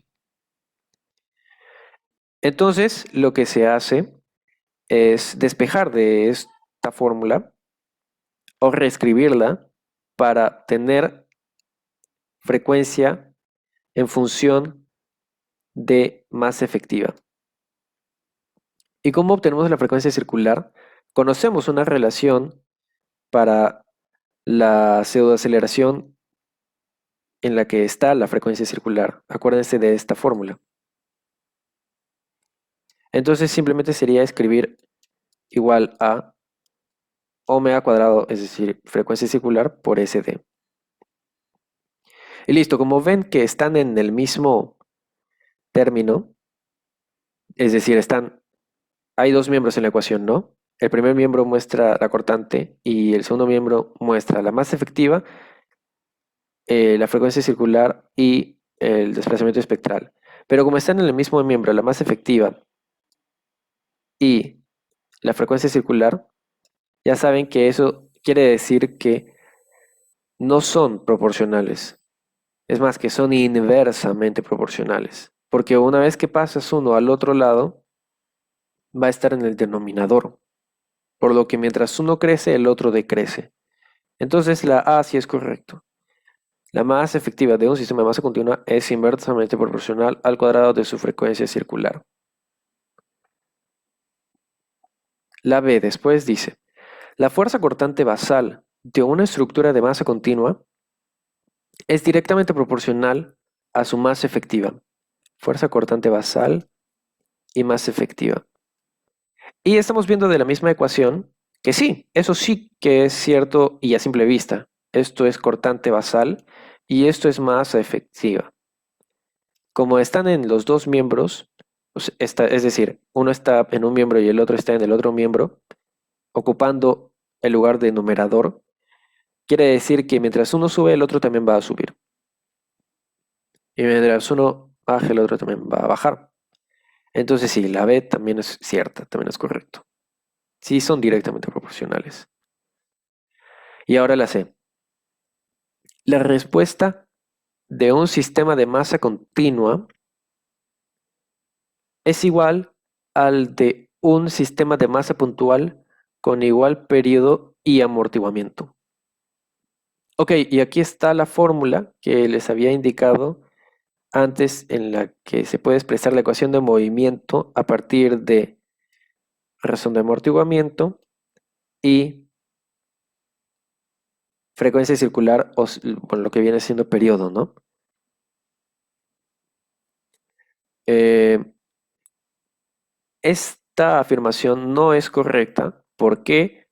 Porque para que sean iguales tienen que ser masas puntuales ambas. Y no son masas puntuales. Es decir, una lo es, pero la otra es una masa continua. Por ende, entra a tallar lo que sería el factor de participación. Y ese es el factor de participación. Por eso en las respuestas que calculamos de las estructuras de masa continua o de varios diafragmas, estructuras como las convencionales, que tienen varios grados de libertad, sus respuestas no son directamente las respuestas de osciladores de un grado de libertad, sino que están afectadas y multiplicadas por el factor de participación que le corresponde a esa estructura. Por ende, esta afirmación es incorrecta. Esto no es. Luego la D. El desplazamiento en el punto más alto de una estructura de masa continua, o sea, el desplazamiento espectral, es directamente proporcional al factor de participación. Y como sabemos que esto sí es cierto, viendo esta fórmula y reconociendo también lo que había mencionado, que la respuesta de un oscilador de un grado de libertad de masa puntual es la respuesta de una estructura de masa continua o lo que sea, pero tiene que estar afectada por el factor de participación, como se está viendo aquí.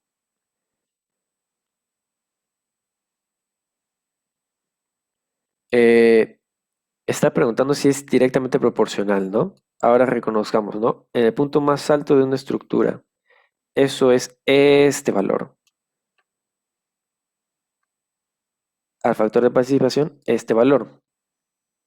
Claro, sí es correcto, porque uno está a un lado y el otro también está al otro lado, actúan de numerador y mientras uno sube, el otro sube, o aumenta, el otro aumenta.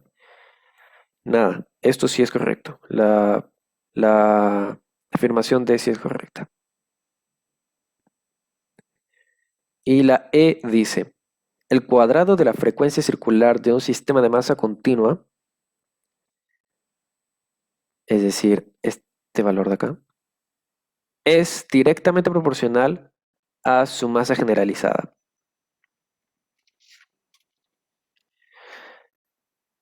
¿Cómo sabemos si esto es verdad o falso? Veamos viendo de aquí, ¿no? De esta ecuación. Reconocemos que la masa generalizada es el m asterisco, ¿no? El asterisco es masa participativa o masa participante y M asterisco es masa generalizada. Ok, tengámoslo en cuenta que está aquí. Y para ver si la frecuencia circular está dentro de la ecuación, solamente reemplazamos SD por esto de acá. Sería el despeje nada más. SA, o sea, de aceleración, entre frecuencia circular al cuadrado. Como se dan cuenta, están en la misma posición. Es decir, están en el mismo miembro y en la misma posición denominador. Eso quiere decir de que si paso una al otro miembro de la ecuación, por ejemplo, la masa generalizada aquí, es obvio de que son inversamente proporcionales. Mientras uno aumenta, el otro disminuye. Entonces, la E es falsa. Y viendo las respuestas, solamente eran la A, como dije, B y D. Pero la C y la E no lo son. Y listo, chicos. Les agradecemos su presencia y disculpen, les agradecemos que hayan visto esta presentación de nosotros y que asistan a las siguientes asesorías que se van a brindar a lo largo del ciclo. Mucha suerte en su práctica calificada número 1 de Ingeniería Sismo Resistente.